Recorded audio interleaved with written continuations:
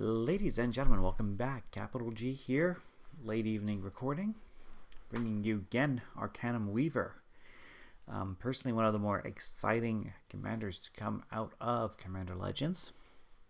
I mean, there's a lot of really good ones, but this is the one that I think is the most unique on its own. For a black, a white, and a red, so Mardu colors, we get a 2/3 human wizard. It says here we can pay a red, a white, and a black mana, and tap it and sacrifice an enchantment to return an enchantment from our graveyard to the battlefield. So yeah, Mardu enchantments, this is a completely new direction. The closest thing we've had to this was, I think it was Mathis, who's also in these colors, and he was often regarded as the curse commander. Not because he directly interacted with curses by any means, but because of the way he likes to target one thing and put a bounty on it. And curses, of course, do a similar thing. So, for the first time, really, we have a Mardu commander that really does interact with enchantments. And let's look at that flavor text for a second. Any apprentice with a spellbook and 2 sticks can turn out a fireball. This is different. This is art. And find me a less perfect descriptor, because this deck was a piece of art and a piece of work to put together. And I've seen gameplay for at least 3 different Ghen decks. And I did notice some common threads, and I'm trying to put them all together here if we can, so let's get started. Let's start with our artifact package, just because that's the order this program likes to list everything. Obviously some 2-mana ramp rocks like Arcane Signet, Burrow's Signet, running the Chariot of Victory as a cheap source of haste, the Felwar Stone, Lightning Greaves. We're not going to be targeting our commander much if at all, so Lightning Greaves is a good fit here. The Orzhov Signet, Rakdos Signet, a Sol Ring. Even if this doesn't help cast our commanders, it certainly reduces the amount of pressure on our colors. And Swiftfoot Boots. So my take on the deck is that we're going to be running a higher than average amount of enchantment creatures. I've seen gameplay from 1 more mana. I've seen gameplay on Command Versus, and I've seen gameplay on extra turns, and none of them seem to be running these enchantment creatures. Yes, they are more vulnerable than the average enchantment, but by that same token, they can give us some early blocks and some really powerful effects, such as Aegis of the Gods here, giving us hexproof. Why is that important? Well, we don't get Bojuka Bog that way. It reduces our opponent's opportunity to exile our graveyards. Running Athreos Shroud Veiled, I think the gods are a pretty decent fit if you ask me. Indestructible enchantments are always a good thing, and this is also a way to protect Ghen, as well as some of our other creatures. If we manage to put a coin counter on one of our creatures, we'll get it back if it's ever exiled or destroyed. Oromancer, any excuse to bring in Rebecca Gway's amazing art, especially on Oromancer. Of course, she lets us return an enchantment from our graveyard to our hand, so that may prove necessary at some point over the course of the game. Dreamshaper Shaman. Here's a spicy piece from Theros Beyond Death. A 5/4 for 6 mana. A little pricey. But at the beginning of our end step, we can pay 2 generic and a red, and sacrifice a non-land permanent. If we do, reveal cards from the top of our library until we hit a non-land permanent and put it onto the battlefield. Everything else goes onto the bottom of our library in a random order. So yeah, I thought this was a pretty cool little trick that we can perhaps take advantage of. Eidolon of Rhetoric. A 1/4 for 3 mana. Each player can't cast more than 1 spell each turn. Something in common with all the Ghen decks I've seen played so far, none of them are particularly quick. So any ways to slow down our opponents a little bit, we're going to use. Erebos, God of the Dead. It's a way to stop our opponents from gaining life. We don't really have a way of catching up if they've gained, 20, 30, 40 life over the course of a game. So Let's stop that if we can. Also gives us a way to draw cards. The Gravebreaker Lamia. Yes, it's an enchantment creature, so we can sack and recur this with Ghen. This lets us put cards from our library directly into our graveyard. So yes, we're going to run this. The Grim Guardian, again a 1/4 for 3 mana. It says here that whenever this or another enchantment enters the battlefield under our control, each opponent loses 1 life. Get a little bit of chip damage. Core Cartographer does not directly synergize with the enchantment theme, but it does get us a Plains card. Any Plains, basic or non-basic, and puts it onto the battlefield tapped for us. We've got the Orrery of Mountains Blaze, a 1/3 for 2 mana, and it gives us a discard outlet. So it's a red and 2 generic, discard a card, draw a card. Put our more expensive enchantments into the graveyard, replace it. A little expensive for this recurring effect, but at least we have it. Perforos, God of the Forge. We're going to generate some tokens, so hopefully chip in for some damage with that as well. Silent Sentinel. Whenever this attacks, return an enchantment card from our graveyard to the battlefield. A powerful flyer for us. I mean, the stats for power 6 toughness not so high, but we get this out, we get the swing, we get to bring a lot of value back into play. Spirit of the Labyrinth, a 3/1 for 2 mana, lets us reduce our opponent's ability to draw cards. It says each player cannot draw more than 1 card each turn, and that's fine with us. And lastly, the Thought Render Lamia. It's 5/3 for 6 mana, but whenever this or another enchantment hits the battlefield under our control, each opponent discards a card. So if we manage to get, 1 or 2 enchantments out every turn, really reduces our opponent's options. Moving on to actual non-creature enchantments. Authority of the Consuls lets us gain life whenever a creature hits our opponent's control, and also make sure that our opponent's creatures enter the battlefield tapped. Blind Obedience, a similar thing. Artifacts and creatures our opponent's control enter the battlefield tapped. It also gives us access to Extort, which is a way to chip it for some offense. Captive Audience. This is one of the really fun enchantments we get to throw in one of our opponents. It says here that this enters the battlefield under the control of an opponent of our choice. So once our opponent has this enchanting them, at the beginning of their upkeep, they have to choose one of the following 3 things, but they have to choose something that's not previously been chosen. So they'll have to have their life total become 4, they'll have to discard their hand, or they'll have to give each of their opponents 5 zombie creature tokens. Yeah. We managed to get hit one of our opponents with one of this, and their time is just about up. We're running the courts, all 3 courts that fit these colors. The Court of Ambition lets us become the Monarch. And it says here, at the beginning of our upkeep, each opponent loses 3 life unless they discard a card. If we happen to be the Monarch, each opponent loses 6 life unless they discard 2 cards. So this is a way to drain our opponents of life and or resources, depending on... yes, they have the choice of what they lose. We don't get that choice for them, but still. Our opponents will not be happy with us if we manage to get this out. Court of Grace. At the beginning of our upkeep, we get a 1/1 spirit creature token with flying, but if we're the Monarch, we get a 4/4 angel token with flying instead. And Court of Ire, and this is pretty direct. At the beginning of our upkeep, deal 2 damage to any target, but if we happen to be the Monarch, deal 7 damage to that player or permanent instead. This can do some real work for us. Cruel Reality, another fun enchantment to throw into one of our opponents. It says here, at the beginning of the enchanted player's upkeep, they have to sacrifice a creature or planeswalker, and if they cannot, they lose 5 life. Curse of Fool's Wisdom. This is one of the more powerful curses, in my opinion. Whenever an enchanted player draws a card, they lose 2 life, and you gain 2 life. This can be banished also, so our discard outlets can give us a chance to cast it with a discount. Very effective against Kobold players, I've found out on one occasion. The Curse of Opulence. We can, for 1 red mana, we can enchant one of our opponents. And whenever the enchanted player is attacked, we get a colorless artifact token named Gold, which we can sacrifice for 1 mana of any color. Each opponent attacking that player does the same. So our opponents are incentivized to attack each other to get gold, but we'll also get that gold. Doom Foretold. Wasn't originally planning this one until I saw the Commander Versus game and saw what kind of work this can do.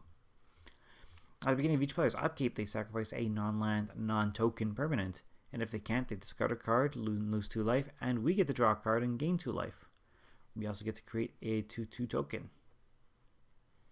So yes, this actually can do some work. It can take some permanents off of our opponent's boards. Fires of Invention also inspired by Commander Versus with this pick. And it makes perfect sense too. If we can cast 1 or 2 of our enchantment spells for free, that means we can keep our mana up to use Ghen's activated ability. Land tax, excellent, and easy to go to choice. Powerful in the early game and the late game. Normally this is only good in the early game, letting you pull lands from your, basic lands specifically from your deck every upkeep. But what's nice about this is being a 1 mana enchantment. It means you cast it for 1 at any point in the game, and then Ghen can weave his magic. Legion's Landing, same kind of deal. This gives us a 1/1 vampire token with lifelink. When we attack with 3 or more creatures, we can transform this, obviously, into a Danto. But here's the thing. We don't actually necessarily want to transform this. Maybe if we have a surplus of enchantments and we're starting to generate tokens en masse. Maybe. But if we don't have to, we shouldn't. We can just simply keep this as an enchantment and keep it as sacrifice fodder for our commander.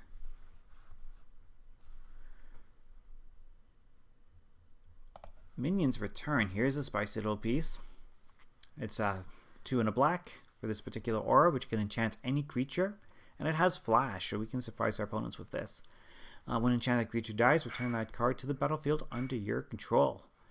This is a way for us to protect Ghen, or perhaps steal one of our opponent's creatures out from under them. Oath of Kaya. When this enters the battlefield, deals 3 damage to any target, and we gain 3 life. So this can finish off any planeswalkers of low loyalty. This can shoot down some smaller creatures. This can dome one of our opponents and gain us some life. We're not really worried about the rest of the text. We're not running any planeswalkers here. But the fact that this ATBs and this can potentially remove something, and that we can sacrifice this and then recur it. So it's removal and Ghen food all at the same time. Oath of Lieges.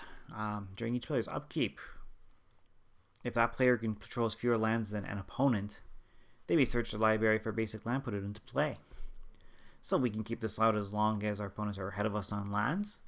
But once we catch up or get ahead ourselves, sack it off. We won't need it anymore.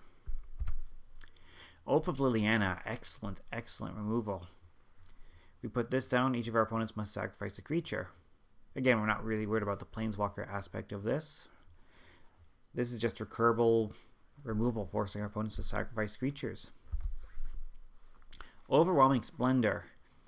Again, this will also put our opponents on the clock. If we manage to enchant one of our opponents with this, all the creatures lose their abilities and have base power and toughness 1/1.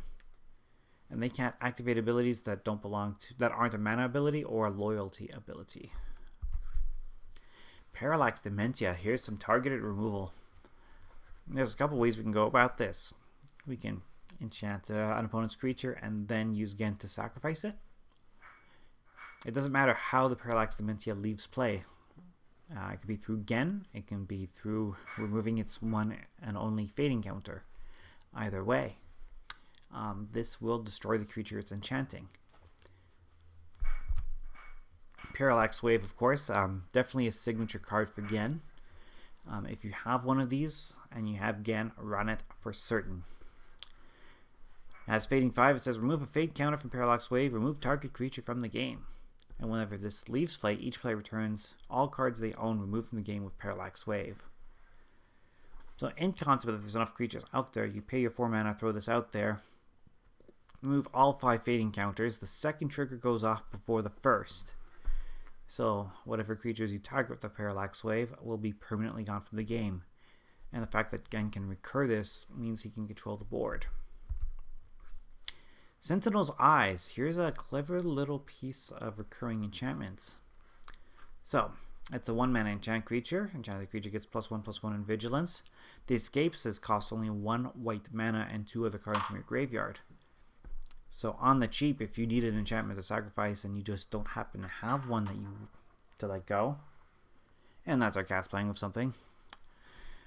But yes, if you need an enchantment to sacrifice and this is sitting in your graveyard, hey, 1 white mana puts it back out there, and then you can sack it off as something better.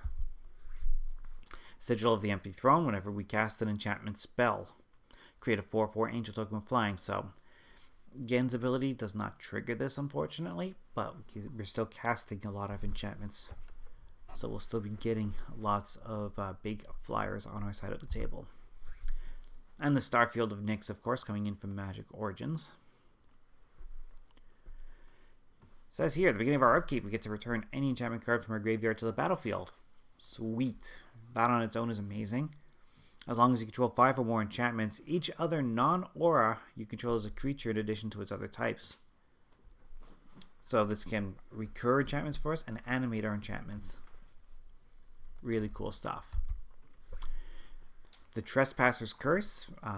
If we spot a Selesnya token deck, hey, let's throw a Trespasser's Curse on them. Whenever a creature enters the battlefield under enchanted player's control, they lose a life and you gain a life. So if someone's going to go wide, let's make them pay for it. And Trial of Ambition.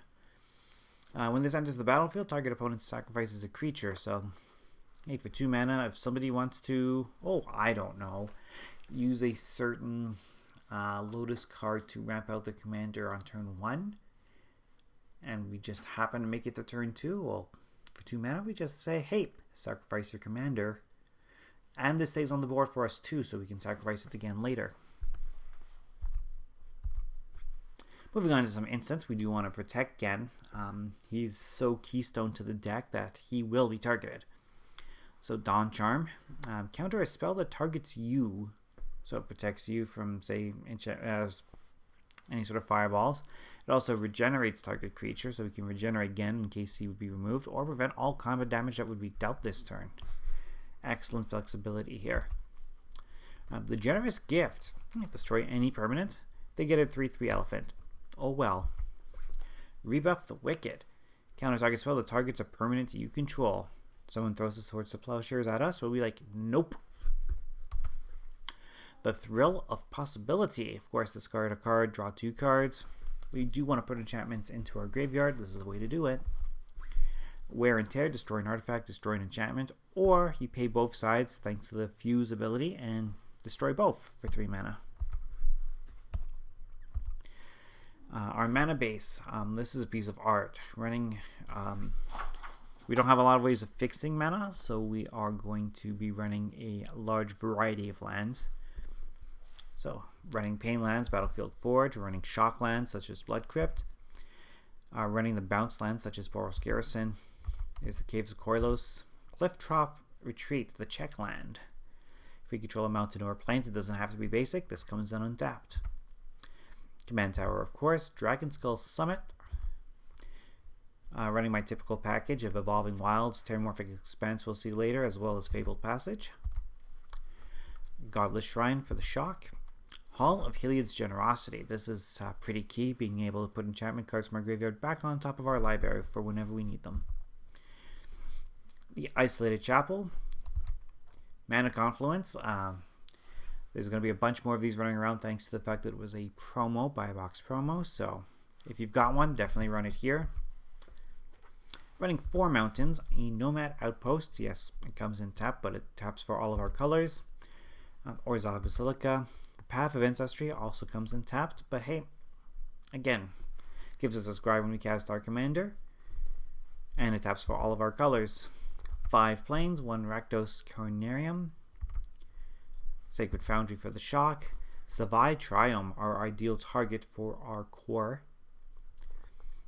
All 3 basic land types. Enters the battlefield tap. We can cycle it away later if we get it late in the game and don't really need it.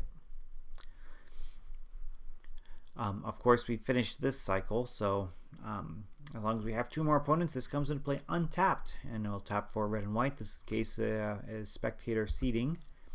Sulphur Springs for the Pain land. 4 swamps. Temple of Malice. This might be a holdover. I might have put this one in by accident, but still, Scryland. Comes into play tapped.